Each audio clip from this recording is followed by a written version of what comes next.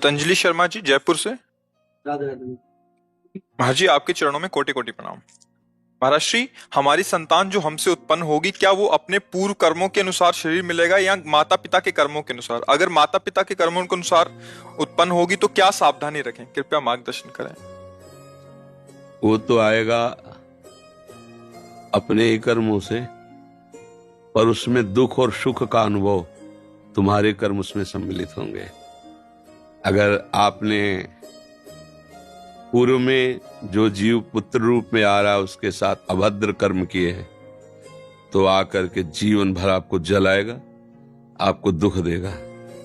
और आपने भद्र माने मंगलमय कर्म किए हैं तो जीव पुत्र बन के आएगा, तुम्हें सुख प्रदान करेगा। अब यदि इस समय भजन कर लो भगवान का तो तुम उसके भी भाग्य को बदल सकते हो और अपने भी भाग्य को बदल सकते हो। ये भजन ही एक ऐसा कर्म है जो सब सुधार देता है। मार्कंडेय ऋषि के पिता महाराज मृकंड ने देखा, बहुत ज्योतिषाचार्य थे, कि 5 वर्ष में मेरे पुत्र की आयु खत्म है, मर जाएगा। बड़ी चिंता हुई कि जीवन भर भजन करते रहे, तपस्या की। पहले प्राय हम सब ऋषियों की ही संतान हैं, रहते गृहस्थ में थे पर पूर्ण ऋषि तपस्वी मुनियों की तरह हम सब ऋषियों की संतान हैं। जब गोत्र पूछा जाए तो देखो नहीं बोलते भरद्वाज गोत्र, याज्ञवल्क्य, हम सब ऋषियों की संतानें हैं। हाँ, तो उनको लगा कि कैसे क्या कर सकते हैं कि 5 वर्ष के बाद ये बालक जीवित बना रहे। अब पिता का कर्म शुरू हो रहा है। पूर्व संयोग इतने ही वर्ष का था, अब उनका नया कर्म काम कर रहा है। उन्होंने विचार किया, भगवान के भक्तों और संतों में विशेष सामर्थ्य है। यदि संतों को साष्टांग दंडवत करे और संतों का आशीर्वाद मिले तो मैं इसे मृत्यु से भी बचा सकता हूं। उनको पता था, उनकी श्रद्धा थी, उनकी भावना थी। तो प्रायः पवित्र नदियों के किनारे ही ऋषियों के आश्रम होते थे, तो गंगा जी के समीप ही तो घाट में खड़ा कर देते। जो भी संत दिखाई देते, वैष्णव तिलक या शैव तिलक, वो सबको आदेश कर, छोटा सा बालक 2 वर्ष 3, साष्टांग प्रणाम करो, साष्टांग प्रणाम करो।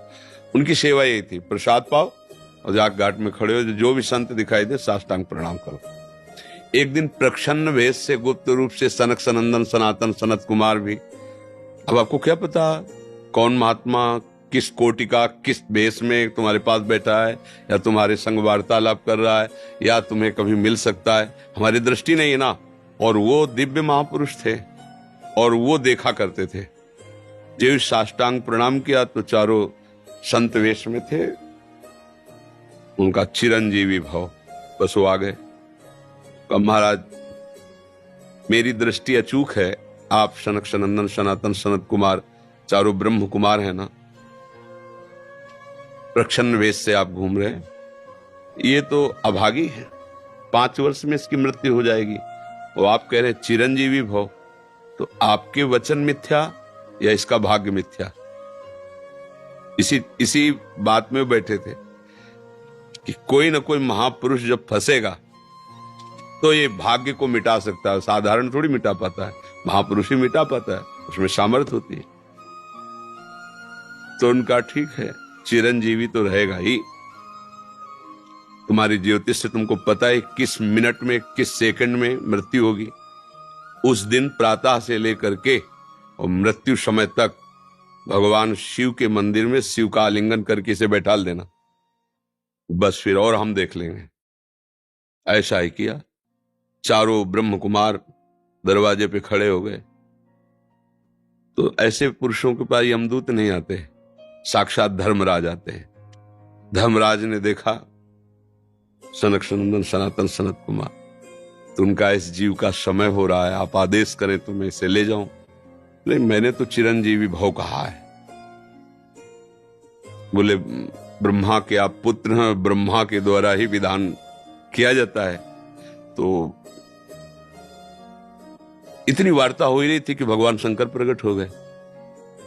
उनका कि कुछ बदलना नहीं है, 5 वर्ष की आयु ना, हाँ 5 वर्ष रहे, मेरी आयु के 5 वर्ष रहे। भगवान ब्रह्मा जी एक सुई लेकर के ऐसे कमल में छेदे थे, आका 1 वर्ष हो जाता है।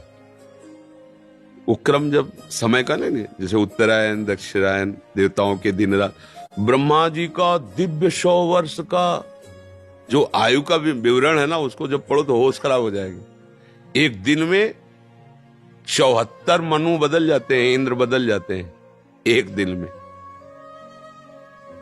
और भगवान का समय, वो जो ब्रह्मा जी का समय, निमेष, पलक झपकना, इतने ब्रह्मा की पूरी आयु हो गई। 5 वर्ष उनके, आज तक मार्कंडेय जी जीवित है, उनको चिरंजीवी ऋषि कहा गया है मार्कंडेय जी का। अगर पिता भगवान का भजन करे तो अपने भाग्य और पुत्र के भी भाग्य को बदल कर जैसा चाहे वैसा कर सकता है। भावी मेट सके त्रिपुरारी। अगर भजन बल है तो फिर आनंद ही आनंद है, नहीं तो दोनों के कर्म संयोग से ही संयोग बनता है। तो मान लो पुत्र रूप में आ रहा है, अभी हमारा आपका पूर्व जन्म का कोई संयोग, तो आपको देखते ही चिढ़ पैदा हो जाएगी। आप ऐसे वचन बोलेंगे कि मेरा हृदय जलने लगे, ये आदमी क्यों आया हमारे सामने? वो हमारा कर्म है जो आपको भी जला रहा है, मेरे को भी जला रहा है, दोनों में द्वेष पैदा कर रहा है।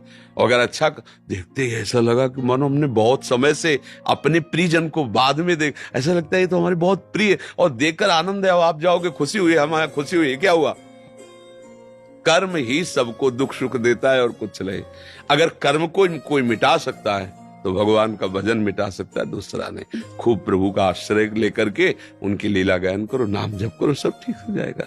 और गर्भस्थ शिशु को भगवत चर्चा सुनानी चाहिए, उससे प्रभाव पड़ता है। जैसे माँ गर्भवती है तो चाहिए कि स्वयं स्वाध्याय करे, या फिर परिवार के जन कथा कह रहे हो, चुपचाप शांति से बैठ के सुने और नाम जप करे, तो गर्भस्थ शिशु पर उसका प्रभाव पड़ता है। जैसे प्रहलाद जी जब कयाधु जी के गर्भ में थे तो नारद जी अपने आश्रम में लेकर के उनको भी भगवत चर्चा भक्ति का उपदेश किया, तो ऐसे महान भागवत 5 वर्ष में विश्व विजेता हिरण्यकश्यप को परास्त कर दिया।